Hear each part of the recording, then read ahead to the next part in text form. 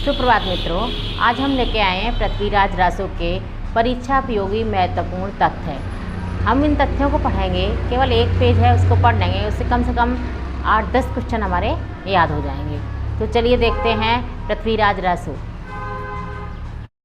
चलिए देखते हैं पृथ्वीराज रासो के परीक्षा में आने वाले कुछ प्रश्न। देखिए, पृथ्वीराज रासो का रचनाकाल क्या है? 1193 ईस्वी है और रचनाकार चंद्रबरदाई। और कैसा महाकाव्य है? प्रबंधात्मक महाकाव्य है। इसकी शैली कैसी है? पिंगल शैली है। और कुल सर्ग हैं 69, जिन्हें क्या कहा गया है? समय कहा गया है। नायक पृथ्वीराज चौहान। और किस प्रकार का नायक है? धीरोदात्त नायक है। सीधा सीधा प्रश्न नहीं आएगा कि पृथ्वीराज रासो का नायक कौन है, किस प्रकार का नायक है। नायक की बहुत सारी श्रेणियाँ दी गई हैं, इसमें से आपको निकालना है। धीरोदात्त नायक और नायिका संयोगता है। किस श्रेणी की नायिका है? मुग्धा श्रेणी की नायिका है।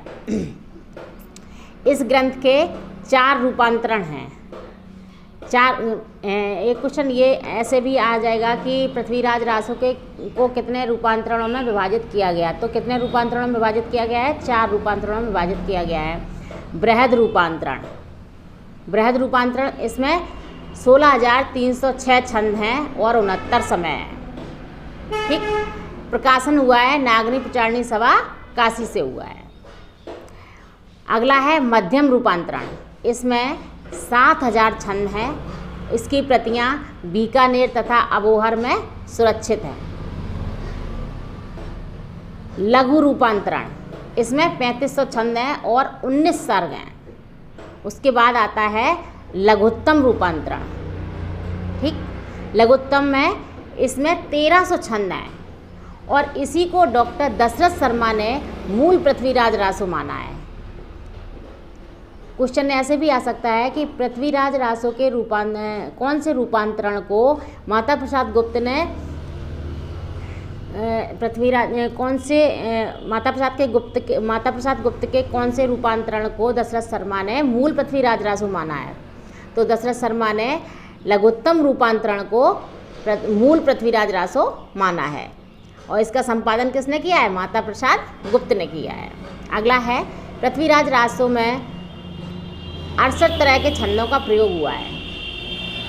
पृथ्वीराज रासो में 68 तरह के छंदों का प्रयोग हुआ है। मुख्य छंद कौन से हैं? कवित्त, भुजंगी, चौपाई, दोहा और त्राटक। अगला है हजारी प्रसाद द्विवेदी ने इसे सुख सुखी संवाद में रचित माना। ये क्वेश्चन तो बहुत आता है, सबको पता भी होगा कि सुख सुखी संवाद के रूप में किसने माना है? हजारी प्रसाद द्विवेदी ने माना है। किसको? पृथ्वीराज रासो को। नरोत्तम स्वामी ने इसे मुक्तक काव्य रचना कहा है। नरोत्तम स्वामी ने इसे मुक्तक रचना माना है और डॉक्टर नगेंद्र ने इसे विशाल घटना कोश कहा है। देखिए, ये कितने सारे क्वेश्चन आपके तैयार हो गए हैं। गुलाब राय ने इसे स्वाभाविक विकासशील महाकाव्य कहा है। गुलाब राय ने इसे स्वाभाविक विकासशील महाकाव्य कहा है। पृथ्वीराज रासो की भाषा के व्याकरण पर सबसे पहले विचार 1873 में बीम्स ने किया था। सबसे पहले किसने पृथ्वीराज रासो के व्याकरण को प्रस्तुत किया था? बीम्स ने किया था। चंद्रबरदाई ने पृथ्वीराज रासो की भाषा को षड भाषा कहा है, मतलब 6 भाषाओं का सम्मिश्रण कहा है उसमें। और पृथ्वीराज रासो के महत्वपूर्ण सर्ग, अब हम बात करते हैं पृथ्वीराज रासो के महत्वपूर्ण सर्ग कौन कौन से हैं। देखिए, हमने इसको एक जगह एकत्रित कर दिया। अब हम इसके क्वेश्चन बना देते तो बहुत बड़ा वीडियो भी हो जाता और आपको देखने में भी देखते, इसमें से कम 25-30 क्वेश्चन बन जाएंगे। प्रथम सर्ग में क्या है? मतलब जो महत्वपूर्ण सर्ग हैं उनके बारे में बात कर रहे हैं। प्रथम सर्ग में है आदि पर्व समय, इसमें पृथ्वीराज चौहान के वंश का परिचय दिया गया है। और दूसरा सर्ग है दासम समय, इसमें विष्णु के 10 अवतारों का वर्णन है और राम कथा का भी वर्णन किया गया है दूसरे सर्ग में। फिर है 20वां सर्ग। 20वां सर्ग में पद्मावती समय। उसके बाद 57वां सर्ग, उसमें है कैमास वध और ये ही सबसे बड़ा सर्ग है। ये भी पूछा जा सकता है कि पृथ्वीराज रासो का सबसे बड़ा सर्ग कौन सा है? तो 57वां सर्ग सबसे बड़ा है और इसमें कैमास वध है। सबसे बड़ा सर्ग रासो का केंद्रीय भाग भी है। और इसमें से ये क्वेश्चन भी हो सकता है कि पृथ्वीराज रासो का केंद्रीय भाग कौन सा है, कौन सा सर्ग उसका केंद्रीय भाग है, तो कैमासवद उसका केंद्रीय भाग है। 61वां सर्ग में है कनबज समय और 69वां है सर्ग महोबा समय। ठीक, इतने सारी जानकारी एक जगह एकत्रित करके इसमें से हम कम से कम 25-30 क्वेश्चन बना सकते हैं। अब महत्वपूर्ण जो हैं, वैसे तो बहुत सारे तथ्य हैं पृथ्वीराज रासो के, बहुत सारे आलोचकों ने कहा है, लेकिन हम महत्वपूर्ण के बारे में बात करेंगे। और हमने पूरा कथन नहीं रखा है, केवल उसकी जो एक लाइन जरूरी है बस वो रखी है। यह पूरा ग्रंथ जाली है, यह पूरा ग्रंथ जाली है। इसके ऊपर बहुत सारी कम से कम 4-5 लाइन और हैं, लेकिन हमने उसको नहीं रखा है। तो किसने कहा है? रामचंद्र शुक्ल ने कहा है। अगला है पृथ्वीराज रासो एक राजनीतिक महाकाव्य है। पृथ्वीराज रासो एक राजनीतिक महाकाव्य है, किसने कहा है? बच्चन सिंह ने कहा है।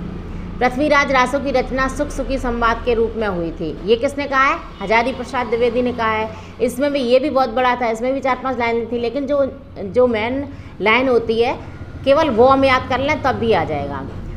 अगला है कि भाषा की कसौटी पर यदि ग्रंथ को कसते हैं तो और भी निराश होना पड़ता है।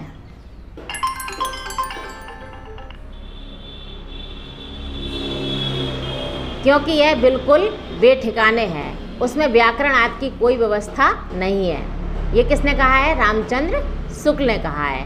और पृथ्वीराज रासो की भाषा वास्तव में अपभ्रंश ही है, ये किसने कहा है? मुनिजिन विजय ने कहा है।